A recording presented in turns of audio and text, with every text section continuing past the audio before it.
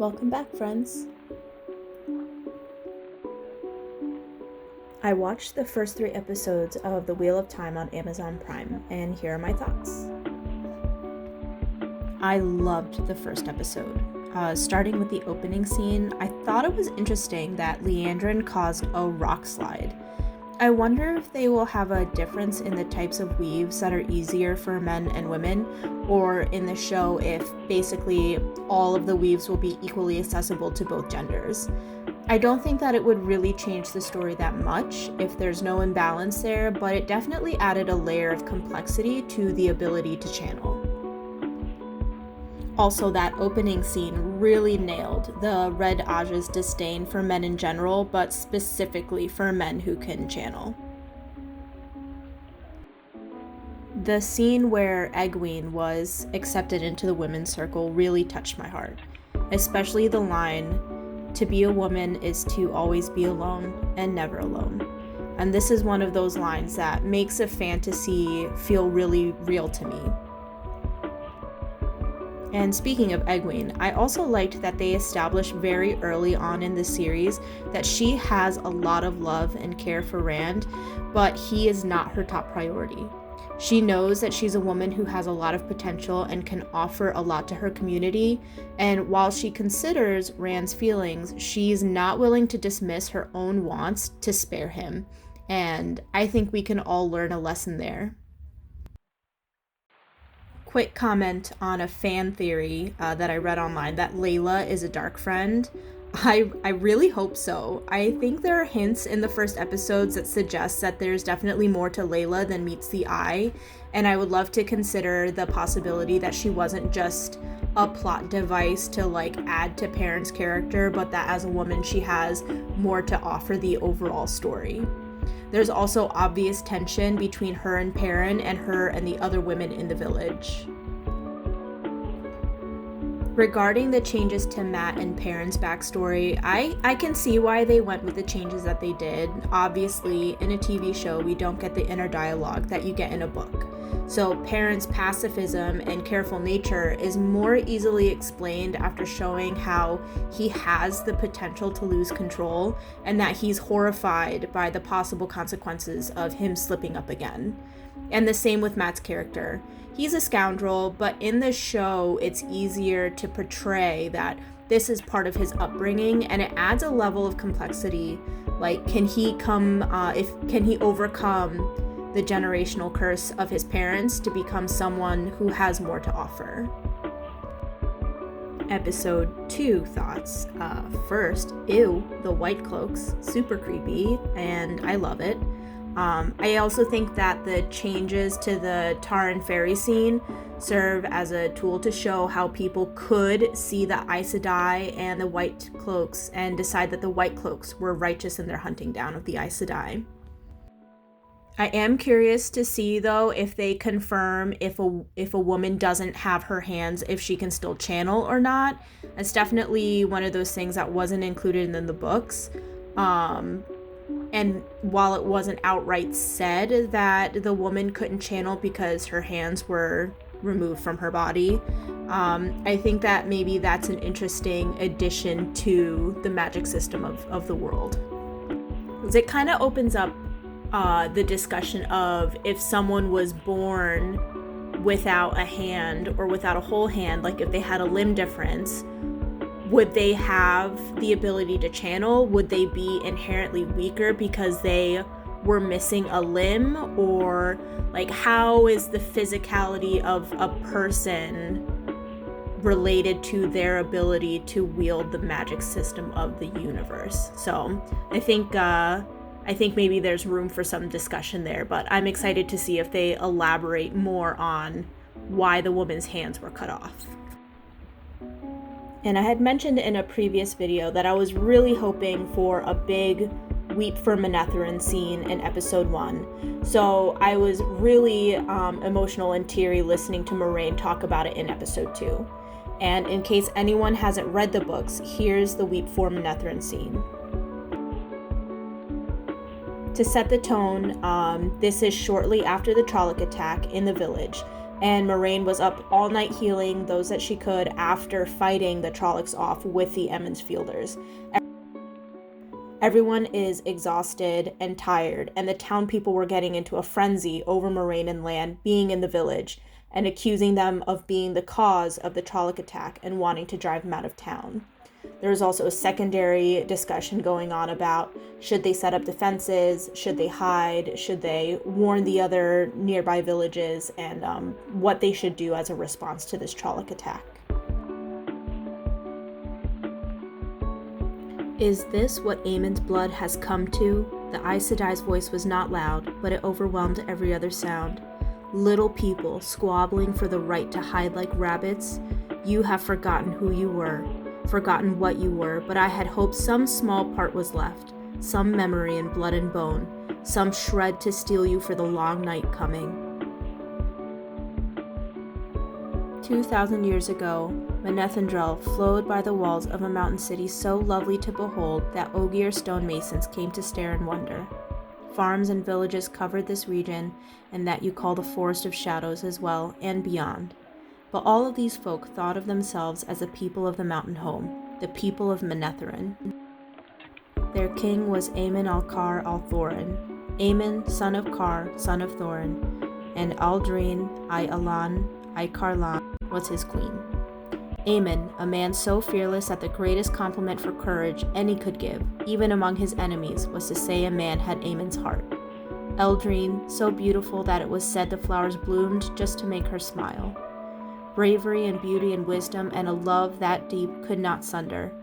Weep if you have a heart for the loss of them, for the loss of even their memory. Weep for the loss of their blood.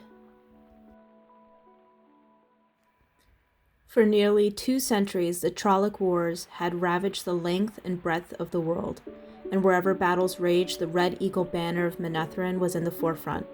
The men of Manetheren were a thorn to the Dark One's foot and a bramble to his hand. Sing of Manetheren, that would never bend knee to the shadow. Sing of Manetheren, the sword that could not be broken. They were far away, the men of Manetheren, on the field of Bakar, called the Field of Blood, when news came that a Trolloc army was moving against their home.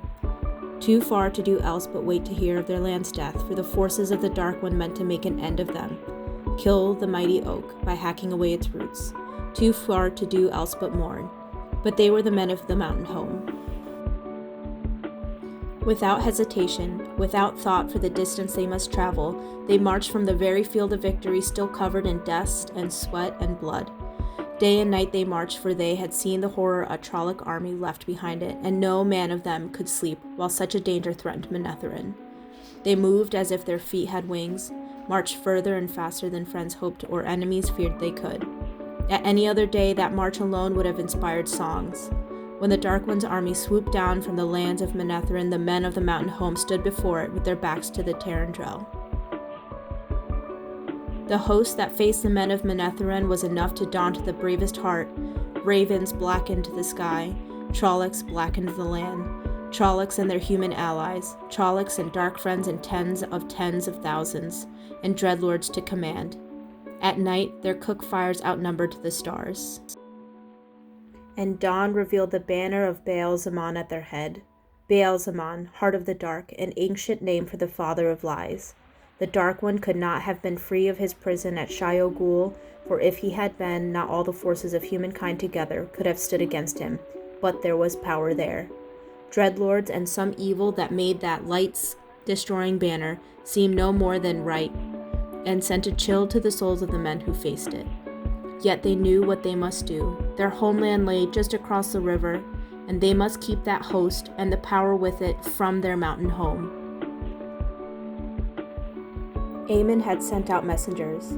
Aid was promised if they could hold for but 3 days at the Tarandrel. Hold for 3 days against odds that should overwhelm them in the first hour. Yet somehow, through bloody assault and desperate defense, they held through an hour, and the second hour, and the third.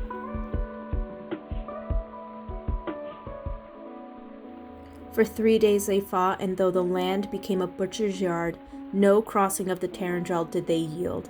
By the third night no help had come, and no messengers, and they fought on alone. For 6 days, for 9, And on the 10th day, Ammon knew the bitter taste of betrayal. No help was coming, and they could hold the river crossings no more. Ammon crossed the Tarandrel, destroying the bridges behind him, and he sent word through his land for the people to flee, for he knew the powers with the Trolloc horde would find a way to bring it across the river.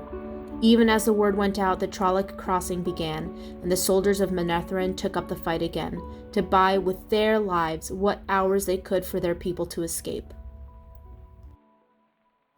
From the city of Manetheren, Eldrine organized the flight of her people into the deepest forests and the fastest of the mountains.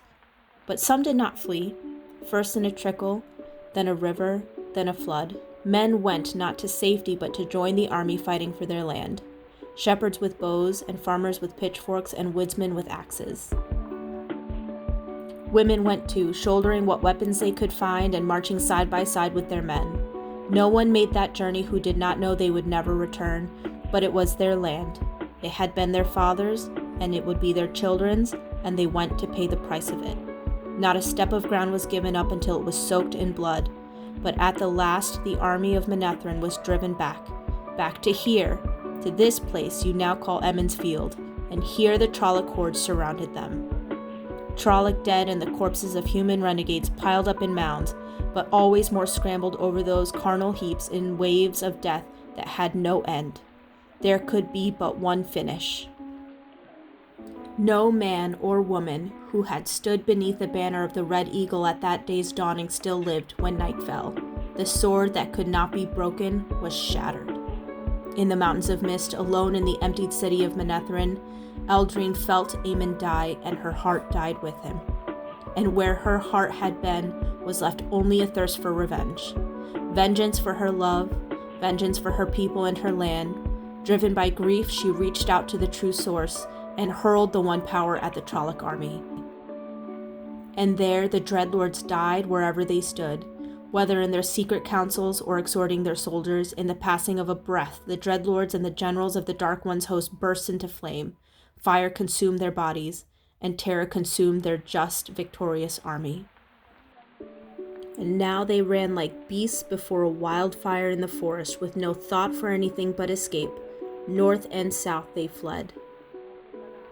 Thousands drowned attempting to cross the Tarandrel without the aid of the Dreadlords, and at the Manethendrel they tore down the bridges in their fright at what might be following them. Where they found people they slew and burned, but to flee was the need that gripped them. Until at last no one of them remained in the lands of Manetheren. They were dispersed like dust before a whirlwind. The final vengeance came more slowly, but it came, when they were hunted down by other peoples, by other armies in other lands. None was left alive of those who did murder at Ammon's Field. But the price was high for Manetheren. Eldrine had drawn to herself more of the one power than any human could ever hope to wield unaided. As the army generals died, so did she die, and the fires that consumed her consumed the empty city of Manetheren, even the stones of it down to the living rocks of the mountain. Yet the people had been saved. Nothing was left of their farms, their villages, or their great city. Some would say that there was nothing left for them, nothing to flee to other lands where they could begin anew. They did not say so. They had paid such a price in blood and hope for their land as had never been paid before, and now they were bound to that soil by ties stronger than steel. Other wars would rack them in years to come until at last their corner of the world was forgotten, and at last they had forgotten wars and the ways of war. Never again did Manetheren rise. Its soaring spires and splashing fountains became as a dream that slowly faded from the minds of its people. But they and their children and their children's children held the land that was theirs. They held it when the long centuries had washed the why of it from the memories. They held it until today. There is you. Weep for Manetheren. Weep for what is lost forever. And Friday, I'll give you my thoughts about episode 3. Thanks for watching and for listening. Bye, friends.